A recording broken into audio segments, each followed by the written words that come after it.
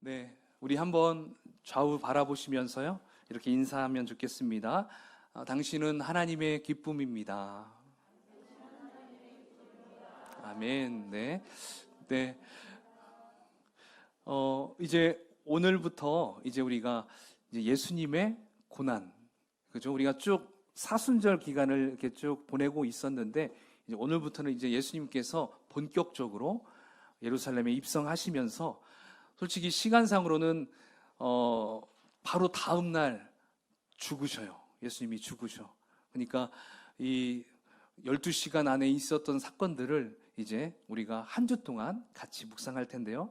가장 첫 번째, 오늘은 바로 종려주의를 우리가 좀 기념하면서 오늘 주시는 본문에서 예수님이 우리에게 무엇을 원하시는가, 그것을 좀 같이 나눴으면 좋겠습니다.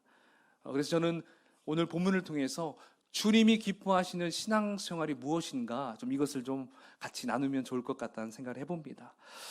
자, 여러분, 대통령 선거 벌써 한 달이 지났어요. 그죠? 3월 9일 날 했으니까 벌써 한 달이 이렇게 넘어가고 있는데, 어떻습니까? 보통 대통령 그 후보들이 유세를 할 때 자신들이 지지하는 그 후보의 연설을 듣기 위해서 엄청난 많은 사람들이 막 운집하고 모여들죠.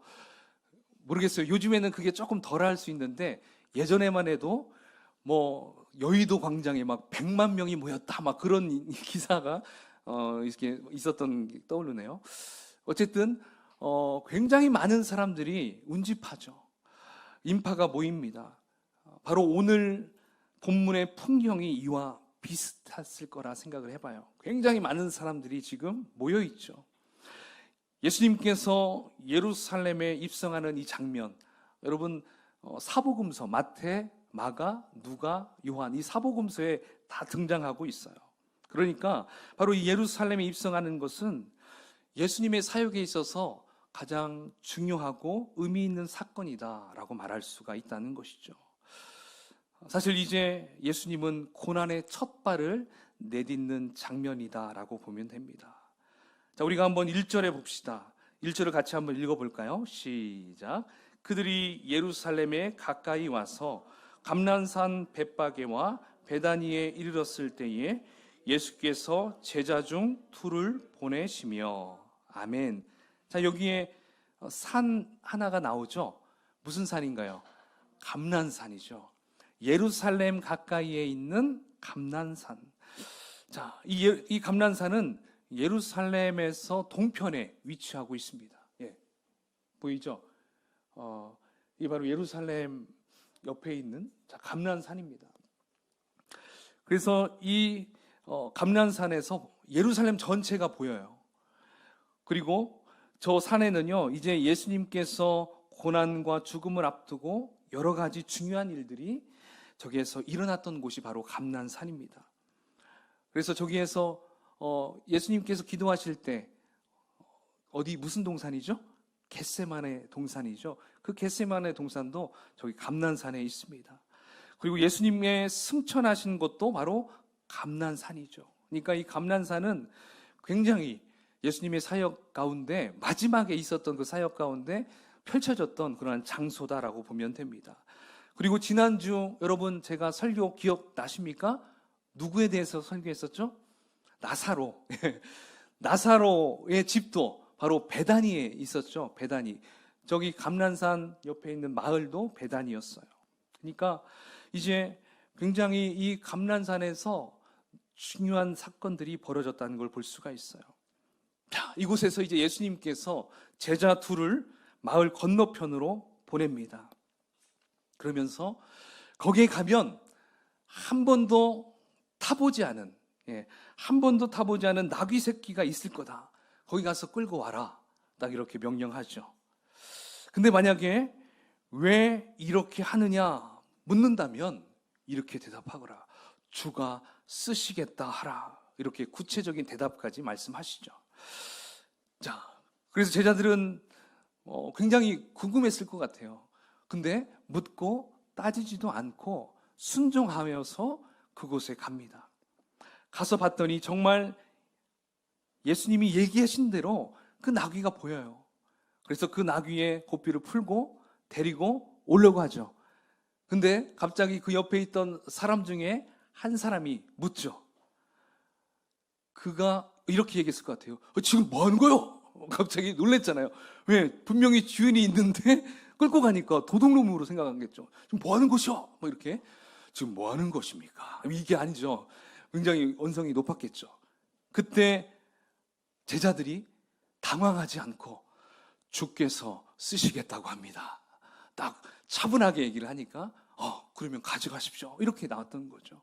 참 이 부분에서만 봐도 참 놀라워요. 그죠? 이 나귀를 가져가는 그 상황에서도 이 제자들도 가져가면서도 놀랬을 것 같아요. 와, 예수님 정말 대단한 분이다. 정말 와, 우리 스승님이지만 야, 이분은 정말 하나님의 아들이실 거야. 막 이렇게 스스로 여겼을지 않았을까 생각해 봅니다. 이제 예수님께서는 그 어린 나귀를 타시고 이제 예루살렘에 입성하십니다.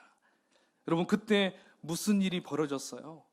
바로 유월절을 지키기 위해서 모여든 수많은 사람들이 그냥 환호성만 한 것이 아니라 자신의 겉옷을 벗고 그리고 감람나무 잎을 따가지고 종려나무 가지를 가지고 예수님 가시는 그 길 앞에 펼쳐주었어요.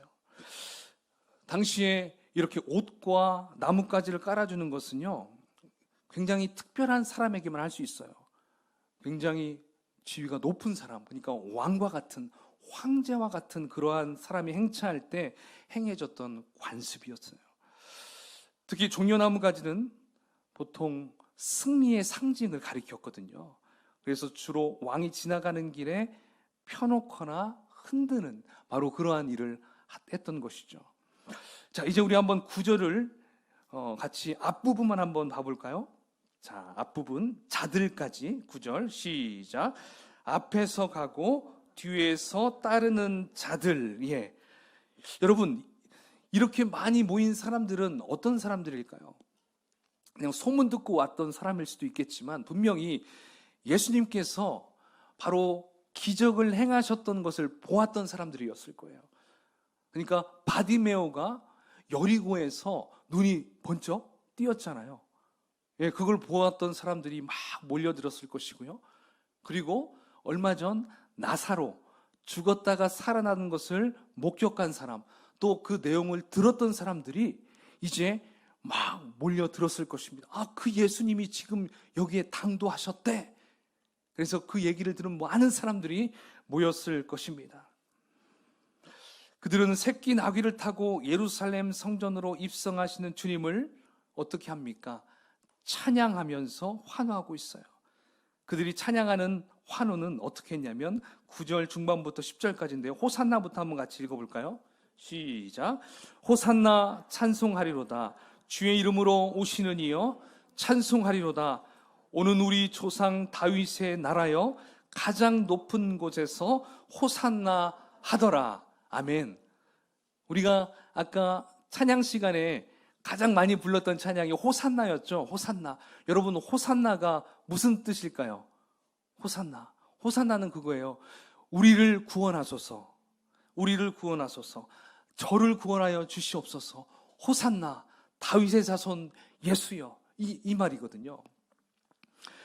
그러니까 우리가 여러분 보통 교회에서 가장 많이 하는 말 중에 할렐루야가 있죠. 하나님을 찬양하라, 할렐루야라는 뜻이죠.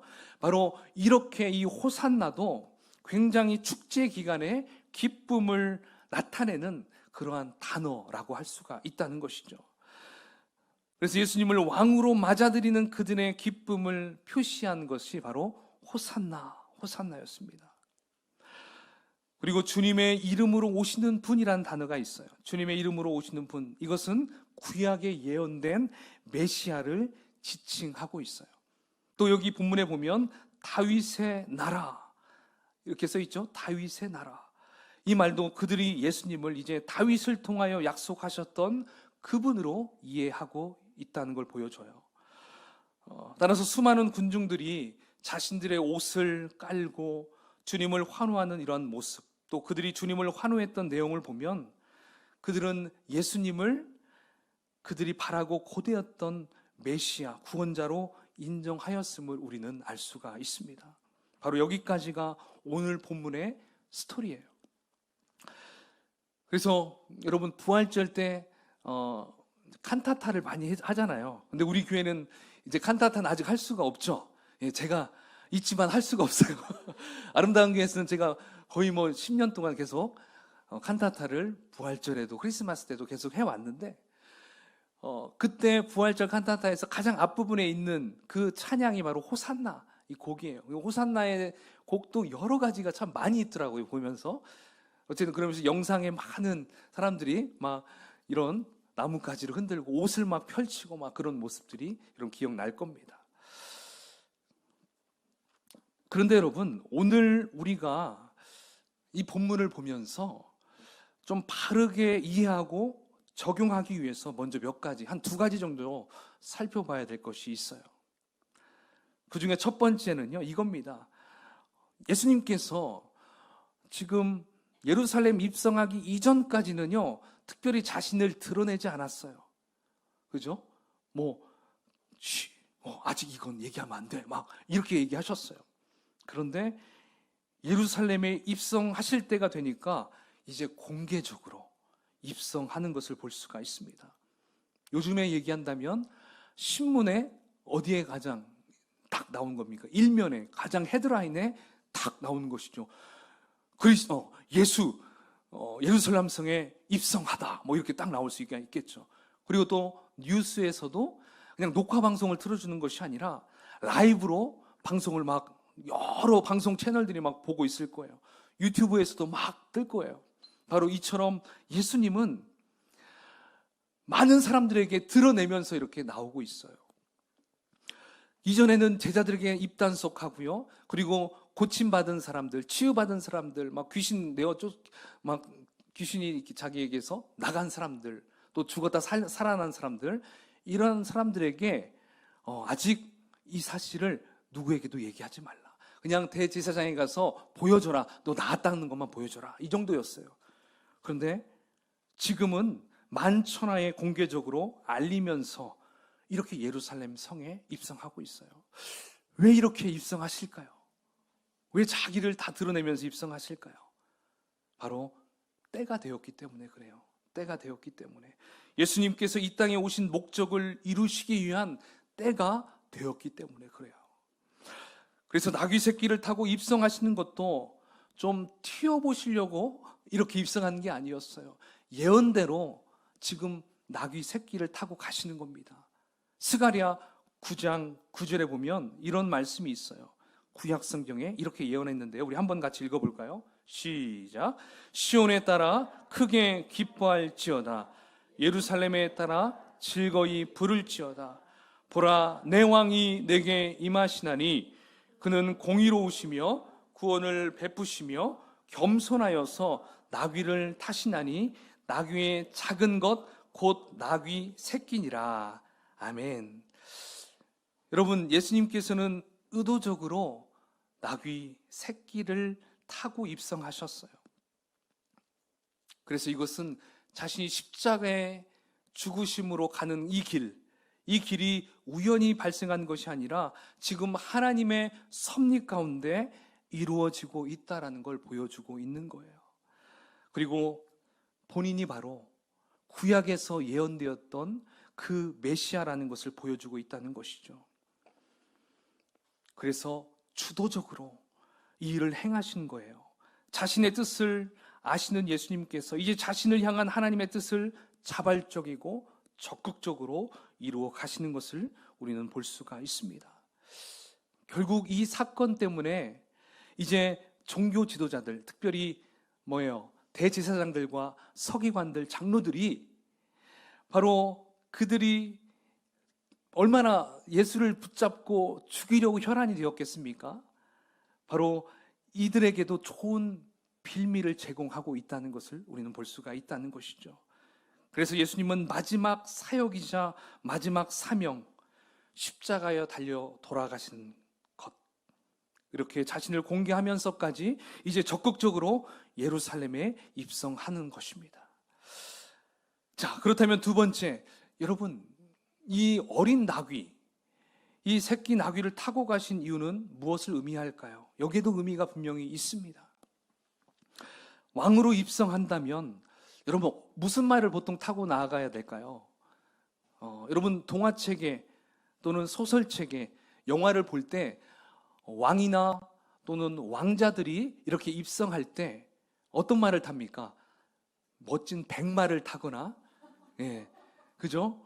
또는 허벅지가 아주 튼실한 군마를 타거나, 그죠? 흑마를 타거나, 뭔가 이렇게 굉장히 큰 말을 타잖아요. 근데 어떤 말을 탔습니까? 예수님은 군마도 아니고 백마도 아니었어요. 그저 나귀였어요. 근데 어른 나귀도 아니었습니다. 아직 다 크지도 않은 어린 나귀 새끼였어요.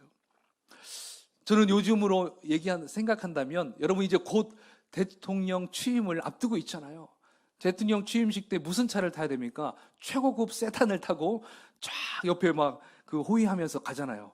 그런데 이 대통령이 탄 차가 티코를 타고 갔다고 해보십시오. 여러분 티코 알아요? 준비했습니다. 이게 티코예요. 티코 진짜 조그만하죠. 800cc 국민차라고 했던 티코. 요즘 여러분 모닝 알죠? 2020년형 모닝 저렇게 생겼어요. 좀 단단하게 보이죠? 근데 티코는 이게 길에 가다가 껌이 있으면요 이게 안 움직인다는 그런 말도 있어요. 딱 붙어가지고 그 정도로 가볍고 작고 이제 그런 차예요. 근데 여러분 예수님께서 이러한 차를 타고 갔다는 거죠. 다음 사진에 보면 그 새끼 나귀가 나옵니다. 이런 나귀를 탔어요. 얼마나 조그마해요. 이거 그냥 짜부러질 수 있잖아요. 예수님도 몸무게가 많이 안 나가셨나 봐요. 그래도 저런 걸 그냥 타고 이렇게 갔다는 걸 보니까 참 그런 것 같아요. 여러분 그 군중들이 생각할 때, 그 군중들 수많은 사람들이 생각할 때 그들은 분명히 멋진 말이고 막 그냥 이따만한 말이 와야 그들은 뭔가 메시아와 같고 정말 우리를 좀 구원할 수 있는 왕처럼 생각할 수 있었을 텐데 예수님은 그러한 말을 타지 않았어요. 이건 뭐예요? 바로 예수님은요 어떤 무력이나 군사력으로 온 왕이 아니라 바로 겸손과 평화의 왕으로 오셨다는 것을 가리키고 있다는 것입니다. 예수께서 타고 가시는 그 나귀는 바로 무엇을 상징하느냐? 겸손함과 낮아짐의 상징이라고 볼 수가 있어요. 여러분 사무엘상 16장에 보면 다윗이요 자기 아들 압살롬에게 이제 죽이려고 하니까 이제 압살롬을 피해서 도망 나올 때 뭐 타고 온 줄 아십니까? 나귀 새끼를 타고 이 다윗 왕도 나왔다는 것을 보여줍니다. 바로 이처럼 예수님께서 이렇게 나귀를 타고 예루살렘에 입성한 것은 메시아적인 본질, 바로 낮아짐과 섬김을 드러내신 거라는 것이죠. 근데 당시 이스라엘 백성들은 메시아의 본질을 잘못 이해하고 있었습니다. 옆에서 따라다녔던 제자들 역시 메시아의 본질을 까먹고 있었어요. 잃어버렸어요. 이해하지 못했어요. 그들이 기대했던 메시아는 이방 세력을 멸망시키고 당시 로마 제국을 멸망시키고 또 지금 이 예루살렘 성전에 있는 이 헤롯 대왕도 물리쳐버리고 빌라도도 물리쳐버리고 막 이러한 정치적으로 해방시켜줄 왕으로 기대했던 것이죠. 그리고 이들이 예수님을 찬양하고 환영했던 건 뭐예요? 예수께서 예루살렘 성전으로 들어와서 놀라운 능력으로 자기들의 소원을 다 들어주실 것으로 생각했습니다. 그러니까 이들이 원했던 것은 쿠데타를 일으킬 만한 혁명가로 생각했던 거예요. 마치 골리앗을 쓰러뜨렸던 그 다윗이 왕으로 막 쫙 되는 것처럼 이들은 어떤 그런 드라마틱한 왕으로 메시아로 생각을 하고 있었던 것이죠. 근데 여러분 그 다음날 무슨 일이 벌어졌습니까? 예수님이 모든 걸 다 처리하고 왕으로 입성했습니까? 아니죠. 그 다음날 예수님은 처절하게 고난당하셨죠. 그냥 말로만 힐난 당한 게 아니었어요. 맞고 침뱉음 당하고 막 가시 면류관 쓰고 그리고 그 누더기 옷을 입고 예, 이미 막 등에는 막 엄청난 채찍을 가해서 이제 예수님은 정말 몰골이 정말 이분이 예수님인가 모를 정도로 그러한 모습으로 나와요. 여러분 패션 오브 크라이스트 영화 보셨었죠? 얼마나 처참합니까? 정말 그 수많은 군중 앞에서 호산나 다윗왕 자손 예수여 우리를 구원하소서 했던 사람들이 이제 그 아래에서 이제 뭐라고 외치는 줄 아십니까? 예수님 그리고 바라바 사형수 강도, 자, 그 둘 중에 빌라도가 자, 예수를 십자가에 못 박힐 것인가 바라바를 십자가에 못 박힐 것인가 당신들이 선택하시오. 그러니까 어떻게 외칩니까? 예수를 십자가에 못 박으시오. 예수를 십자가에 못 박으시오. 그들이 그렇게 외쳤어요. 그들 중에 대부분의 사람들은 그 전날에 호산나 다윗왕 예수여 다윗의 자손 예수여 우리를 구원하소서 이렇게 외쳤던 사람들이 대부분이었을 거예요. 바로 이렇게 상황이 바뀌었습니다. 왜 그랬어요? 자신들이 원했던 왕의 모습이 아니었던 것이죠. 따라서 이들의 열정과 환호는 헛된 것이었고 무의미한 것이었습니다. 여러분들이 찬양했던 것 헛된 외침이었습니까? 우리는 아니죠. 우리는 진정한 외침, 진정한 찬양을 하신 줄 믿습니다. 자, 여러분, 그렇다면 오늘 본문이 우리에게 교훈하고 있는 것이 무엇일까요? 무엇을 말하려고 하는 것일까요? 그것은 주께서 기뻐하시는 진정한 신앙생활이 무엇인지 우리에게 보여주고 있는 것입니다. 당시 예수님을 따르면서 다음 거 한번 보여주시죠. 예. 진정한 신앙생활이 무엇인가? 당시 예수님을 따르면서 열정적으로 환호하는 사람들의 가장 큰 문제, 여러분 무엇이었습니까? 그것은 예수님이 누구인지 몰랐던 거예요. 그리고 예수님이 이 땅에 오신 목적이 무엇인지도 모르고 주님을 따랐던 것입니다. 아무것도 몰랐기 때문에 결정적일 때 예수님을 배반했고 예수님으로부터 도망쳐버렸어요. 오늘 본문을 통해서 과연 주님이 기뻐하시는 신앙생활은 무엇일까요? 또 우리가 점검해야 할 것이 무엇인지 오늘 좀 군중들의 모습을 보면서 우리가 좀 이 시간 점검하고 좀 깨닫는 시간이 됐으면 좋겠습니다. 첫 번째는 그거예요. 우리에게 바른 신앙의 고백이 있는지 점검해봐야 됩니다. 바른 신앙의 고백. 오늘 본문에서 예수님을 환호하며 따랐던 사람들의 가장 큰 문제는 예수님이 누구인지 이들은 잘 몰랐어요. 단지 자신의 욕심을 따라 예수님을 따랐던 것입니다. 이것은 오늘날도 비슷한 것 같아요. 여러분들은 예수님, 세상 사람들과 이렇게 얘기하다 보면 예수님을 뭐라고 이렇게 얘기하는 것 같아요? 그들은 예수님을 그냥 참 훌륭하신 분, 4대 성인 중에 한 분, 석가모니, 공자, 맹자, 그 다음에 예수, 이런 정도의 수준으로 생각을 합니다. 좀 그런 얘기 들어보셨죠? 예. 그래요. 또 어떤 사람들은 이래요. 문제를 해결해 주실 수 있는 사람, 예, 이 정도로 생각하고요. 또 어떤 분들은 사회 개혁가로 생각합니다. 물론 이러한 것들 틀리지는 않습니다. 맞아요. 예수님만큼 인류에 지대한 영향을 끼쳤던 사람 없어요. 그리고 예수님을 통해서 많은 것들이 개혁이 일어났어요. 그 중에 하나가 뭐예요? 노예 개혁도 일어났던 거죠. 바로 복음이 들어가니까 이러한 일들이 벌어졌어요. 그리고 여성에 대한 인식도 많이 바뀌었어요. 결혼 제도도 바뀌었어요. 이외에도 예수님으로 인해 많은 사회적인 변화와 인류의 복지가 많이 향상이 됐어요.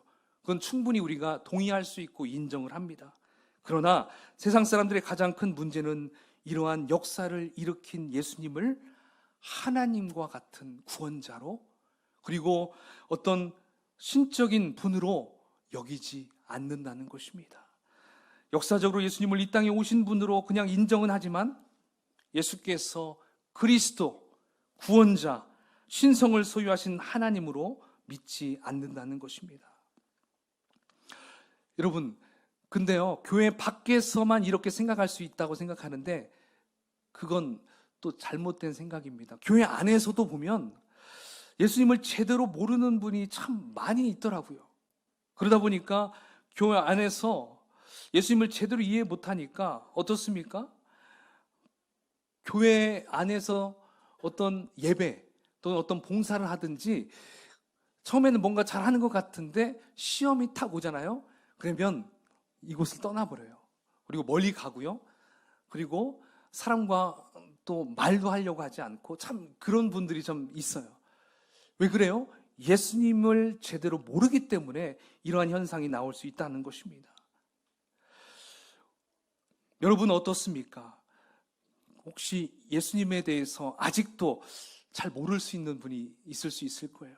그러나 여러분, 우리가 이렇게 예수님을 제대로 알고 그리고 예배와 신앙생활을 제대로 하기 위해서는 바로 신앙생활의 터닝포인트, 이게 참 중요하다는 것입니다.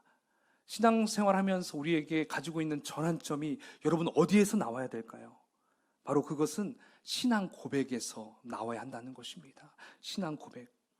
바로 예수님이 나의 구원자 되심과 하나님 되심을 바르게 믿고 고백할 때 이러한 우리의 삶 가운데 터닝 포인트가 일어날 수 있다는 것이죠. 물론 이런 신앙 고백을 하는데도 참 좀 미지근한 그런 상태의 사람들이 좀 있어요. 대부분 어떤 분이 그러냐면 좀 모태 신앙인들이 좀 그래요. 그리고 이렇게 부모님들이 믿으면서 자녀들이 이렇게 따라서 믿는 사람들이 보면 교회는 나가는데 뭔가 열정이 없고 뜨거움이 없어요. 그런데 물어봐요. 야, 너 예수님 누군 줄 알아? 네, 알아요. 저희를 위해서 십자가에 달려 돌아가신 분이요. 예수님을 믿으면요, 하늘나라에 갈 수 있어요. 이렇게 알기는 잘 알아요. 근데 미지근해요. 그러나 여러분, 그것을 조금 아쉬워할 수도 있겠지만 그거에 대해서 잘못됐다라고 할 필요는 없어요. 왜냐하면 바른 신앙 고백은 우리의 신앙이 세워지는 기초이기 때문에 그래요. 알고 있다는 게 더 중요해요. 할렐루야. 네, 우리 자녀들에게 한번 물어보십시오. 얘는 뭔가 교회 나가도 항상 뭐 이게 딴 생각하는 것 같은데 물어보면 다 알아요. 여러분, 이렇게 우리 6살, 7살짜리 아이들도 있잖아요. 막 예배 드릴 때 막 우왕좌왕 하잖아요. 근데 얘네들 설교 끝나고 물어보면요, 다 얘기해요. 신기하죠. 바로 그게 그 마음 안에 신앙 고백이 잘 세워져 있으면 바로 그런 일들이 벌어진다는 것입니다. 만약에 기초가 제대로 세워지지 않는 건물들은 어떻게 됩니까?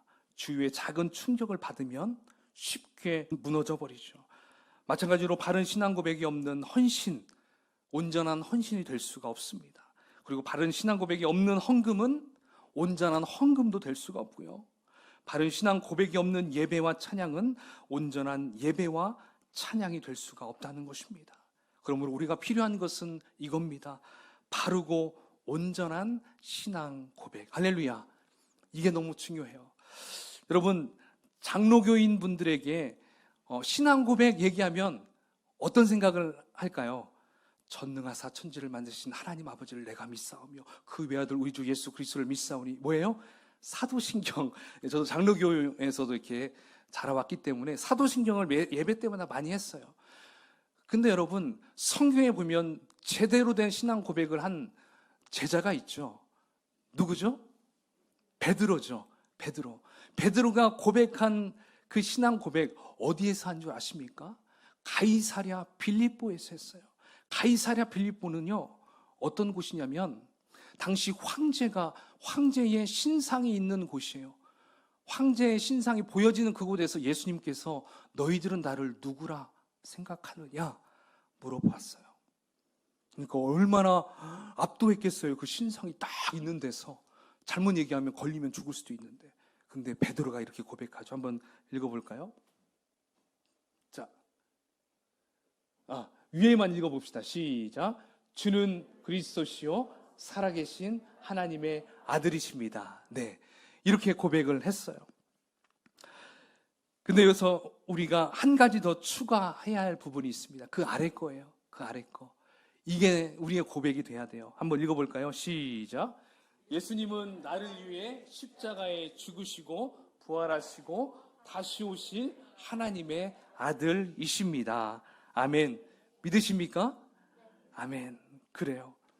우리 모든 성도님들이 이 고백이 기초가 되어서 신앙생활도 하고 예배 생활도 하고 가정 생활도 하고 학교 생활도 하고 사회 생활도 하면 참 좋겠습니다.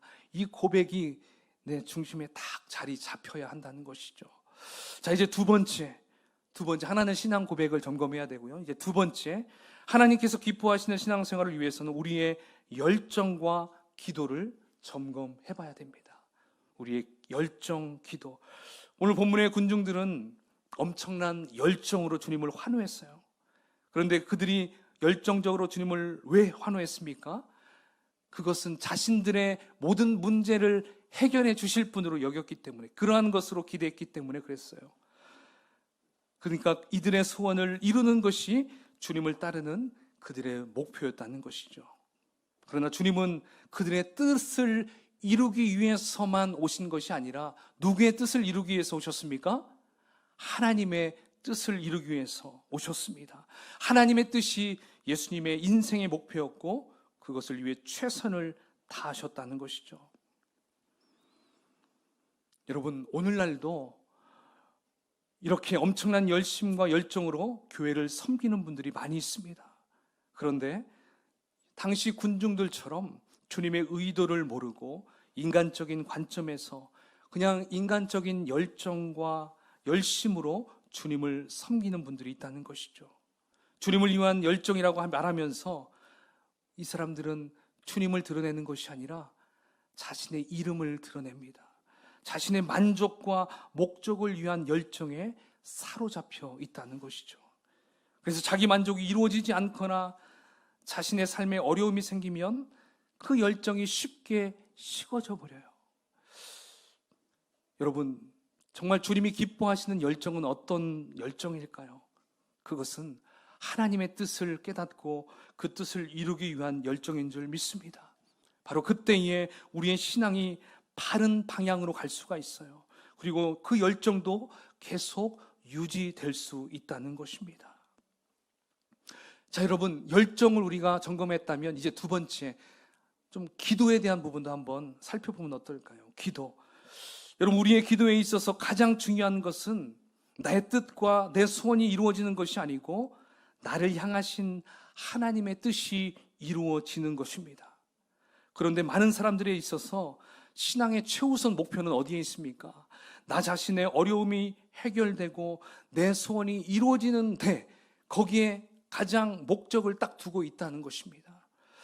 혹시 여러분들의 기도는 어떻습니까? 혹시 그냥 내 만족, 나의 소원, 이것만을 유효해서 기도하고 계십니까?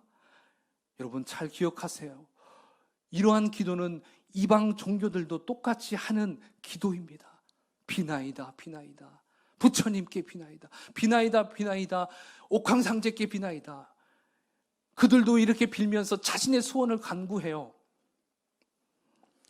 단순히 복받고 모든 것이 형통하기 위해 기도한다는 겁니다. 여러분, 이건 아니잖아요. 그렇죠? 우리도 역시 이런 기도로만 간다는 것은 똑같이 그들과 같은 기도 생활밖에 될 수 없어요. 하나님께서 기뻐하시는 기도는요, 나의 소원이 이루어지고 내 뜻이 성취되는 것이 아니에요. 하나님이 원하시는 것은 먼저 그의 나라와 그의 의를 구하는 것입니다. 할렐루야.